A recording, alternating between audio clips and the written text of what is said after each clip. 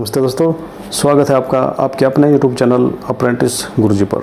दोस्तों, जैसे कि आप जानते हैं, हमारे इस YouTube चैनल पर ITI व अप्रेंटिसशिप से जुड़ी हर अपडेट आपको समय समय पर मिलती रहती है। तो दोस्तों, आज की हमारी अपडेट है CITS एडमिशन 2020 के बारे में।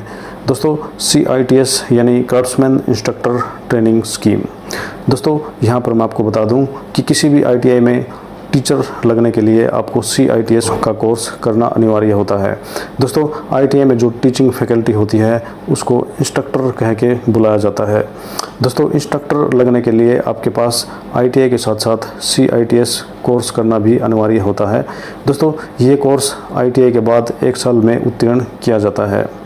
दोस्तों, मेरी सलाह में यदि आप भी ITI या अप्रेंटिसशिप के स्टूडेंट हैं तो इस कोर्स के लिए ज़रूर अप्लाई कर लें, क्योंकि दोस्तों यदि आप ITI बेस पर कहीं भी जॉब लगेंगे तो आपको उतना पे स्केल नहीं मिल पाएगा जितना कि आप ITI के बाद CITS का कोर्स करके पा सकते हैं। तो दोस्तों, बने रहिए इस वीडियो में, क्योंकि इस वीडियो में मैं आपको बताने वाला हूं इस कोर्स के लिए एडमिशन कब से शुरू होने वाले हैं और कब इसकी लास्ट डेट है, और दोस्तों कौन कौन सी ट्रेड के कैंडिडेट इस CITS एडमिशन के फॉर्म के लिए अप्लाई कर सकते हैं और कितनी इसकी फ़ीस होने वाली है। लेकिन दोस्तों, वीडियो शुरू करने से पहले यदि आप मेरे चैनल पर नए हैं तो इसे सब्सक्राइब करने के साथ साथ बेल आइकन जरूर प्रेस कर लें, ताकि मेरे द्वारा डाली गई सब वीडियो की नोटिफिकेशन आपको समय समय पर मिलती रहे। तो दोस्तों, चलिए वीडियो शुरू करते हैं।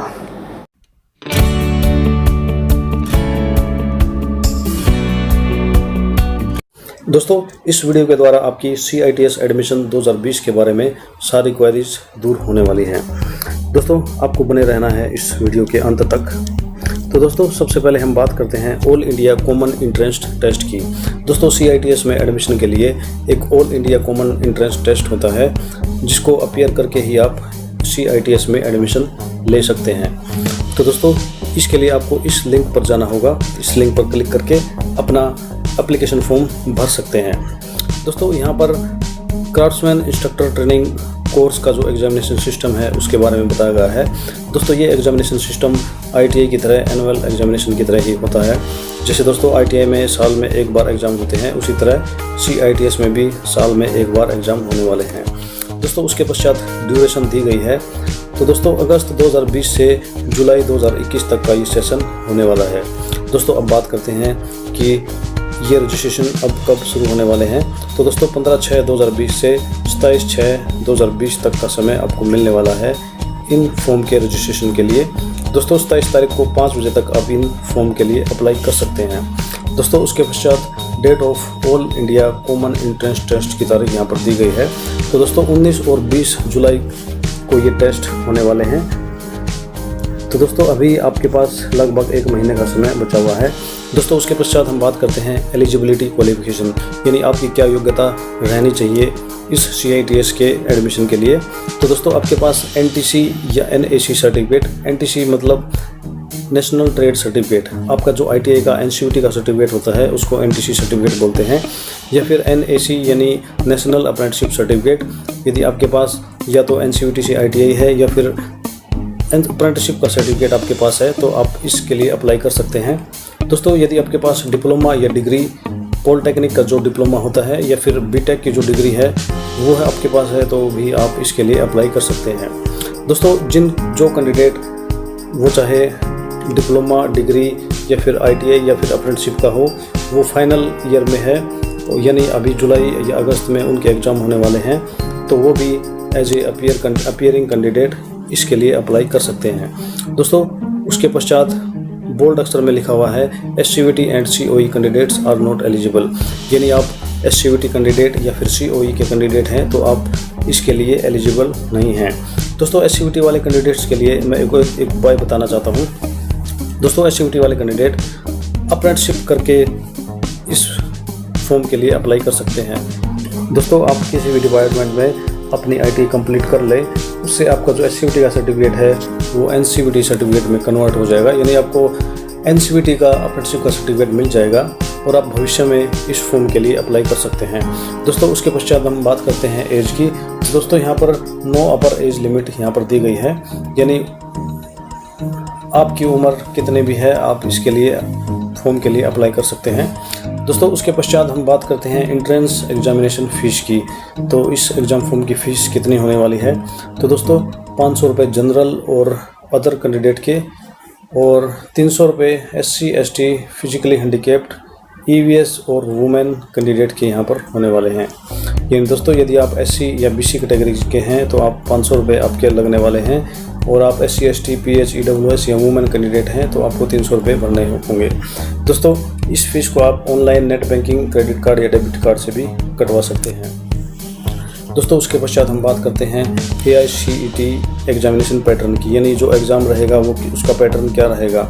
तो दोस्तों यहाँ पर मैं आपको बता दूं कि जो 75% क्वेश्चन हैं वो आपकी ट्रेड से संबंधित आने वाले हैं, और दोस्तों 25% जो क्वेश्चन हैं वो लॉजिकल, न्यूमेरिक या फिर रीजनिंग के होने वाले हैं। तो दोस्तों आप इन सभी टॉपिक की तैयारी कर लें। दोस्तों उसके पश्चात हम बात करते हैं रिजर्वेशन ऑफ सीट की, जो रिजर्वेशन है उसके बारे में बात करते हैं। तो दोस्तों सेंट्रल रिजर्वेशन पॉलिसी जो भी होती है उसके तहत एडमिशन में जो सीटें हैं वो रिजर्व की जाएंगी। दोस्तों यहाँ पर NSTI के अंदर जो भी CITS की फ़ीस लगती है उसके बारे में यहाँ पर दिया गया है। दोस्तों ये पहला कॉलम दिया गया है गवर्नमेंट डेप्यूटेड का, यानी गवर्नमेंट एम्प्लॉय जो भी हैं और वो CTI कर रहे हैं उनकी फ़ीस यहाँ पर ये दी गई है। तो टोटल 570 रुपये उनकी फ़ीस यहाँ पर लगने वाली है। दोस्तों प्राइवेट या जनरल कैंडिडेट, यानी जो कैंडिडेट डायरेक्टली इस फॉर्म को अप्लाई करते हैं उन कैंडिडेट की 1520 रुपये ये फ़ीस होने वाली है। दोस्तों प्राइवेट कैंडिडेट यानी डायरेक्ट जो फॉर्म भर रहे हैं और वो SC ST PH या EWS कैटेगरी के हैं तो उनकी 620 रुपये फ़ीस यहाँ पर होने वाली है। दोस्तों ये कुछ इंस्ट्रक्शन यहाँ पर दी गई हैं कि एप्लीकेशन फॉर्म जो है उसको भरते समय आपको क्या क्या चीज़ें ध्यान रखनी होती हैं। तो दोस्तों ये लिंक यहाँ पर दिया गया है, इस लिंक पर जाकर आप अपना फॉर्म भर सकते हैं।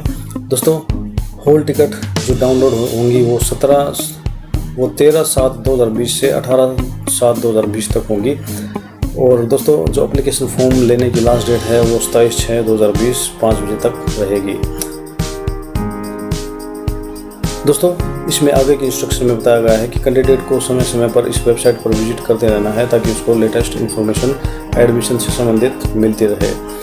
दोस्तों जो the eligibility syllabus for trade and exam is provided in the website. दोस्तों अब जो वेबसाइट देख रहे हैं उसी के ऊपर इसकी जो एलिजिबिलिटी है या फिर सिलेबस है वो सब दिया गया है। दोस्तों यहाँ पर इम्पोर्टेंट डेट आपको दी गई है, आप चाहें तो इसको नोट कर सकते हैं। दोस्तों 15 जुलाई को ऑनलाइन एप्लीकेशन स्टार्ट होने वाले हैं और 27 जून 2020 तक 5 बजे तक ये एप्लीकेशन चलने वाले हैं। दोस्तों 13 से लेकर 18 जुलाई के बीच मॉक टेस्ट आपके होंगे, जिसमें आपको इस एग्ज़ाम का जो पैटर्न है उसका पता चल जाएगा। दोस्तों 13 जुलाई से 18 जुलाई तक आपके हॉल टिकट डाउनलोड हो जाएंगे, और दोस्तों 19 से 20 जुलाई को आपका जो कंप्यूटर बेस्ड एग्ज़ाम है वो होगा, यानी आपके जो एग्ज़ाम है वो 19 और 20 जुलाई को होने वाले हैं। दोस्तों 1 अगस्त 2020 से आपको आपका रिजल्ट निम्मी ऑनलाइन एडमिशन.in वेबसाइट पर मिल जाएगा।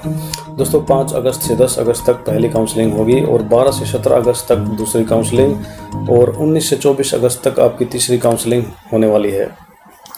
दोस्तों यहाँ पर एग्ज़ाम सेंटर दिए गए हैं अलग अलग, तो आपके नज़दीक जो भी एग्ज़ाम सेंटर भरेगा, जैसे कि अगरतला, इलाहाबाद, बेंगलुरु, भुवनेश्वर, कालीकट, चेन्नई, देहरादून, हल्द्वानी, हैदराबाद, इंदौर, जयपुर, जमशेदपुर, जोधपुर, कानपुर, कोलकाता, लुधियाना, मुंबई, नोएडा, पानीपत, पटना, राजपुरा, शिमला, तिरुवनंतपुरम, त्रिची, तुर्रा, वडोदरा। दोस्तों इनमें से नज़दीक आपके जो भी एग्ज़ाम सेंटर लगता है आप फॉर्म के अंदर उसी को भर देना है। दोस्तों यहाँ पर ट्रेड की लिस्ट और उनके लिए जो क्वालिफ़िकेशन है वो दी गई है, यानी आपकी एंट्री क्वालिफ़िकेशन क्या है वो सब इसके अंदर दिया गया है। दोस्तों हम इनमें से किसी एक को उठा लेते हैं। जैसे कि दोस्तों यदि आप कंप्यूटर सॉफ्टवेयर एप्लीकेशन के लिए CITS करना चाहते हैं तो ये जो क्वालिफ़िकेशन है ये आपकी होनी चाहिए। इनमें degree in computer science, information technology और MCA MSc ये दिए गए हैं। दोस्तों ये डिग्री आपके पास होनी चाहिए इन सब्जेक्ट्स की, या फिर NIELIT का B लेवल का कोर्स होना चाहिए, या फिर दोस्तों आपके पास diploma in computer science, information technology, या फिर BCA या फिर BSc कंप्यूटर साइंस के अंदर, या फिर इंफॉर्मेशन टेक्नोलॉजी के अंदर आपके पास होना ज़रूरी है। या फिर दोस्तों आपके पास नेशनल ट्रेड सर्टिफिकेट यानी ITI का जो सर्टिफिकेट होता है वो, या फिर अप्रेंटिसशिप का सर्टिफिकेट कोपा ट्रेड में आपका रहना जरूरी है। तो दोस्तों इस तरीके से अलग अलग ट्रेड की क्वालिफिकेशन यहाँ पर दी गई है। दोस्तों यहाँ पर एक और जिक्र सभी कॉलम में किया गया है, वो है रिलेटेड ट्रेड का। ड्रेस मेकिंग यहाँ भी दोस्तों और अदर रिलेटेड ट्रेड। तो दोस्तों ये और अदर रिलेटेड ट्रेड क्या होती हैं? दोस्तों इन ट्रेडों से संबंधित कुछ ट्रेड मिली जुली ट्रेड होती हैं, उनके कैंडिडेट भी इस फॉर्म के लिए अप्लाई कर सकते हैं।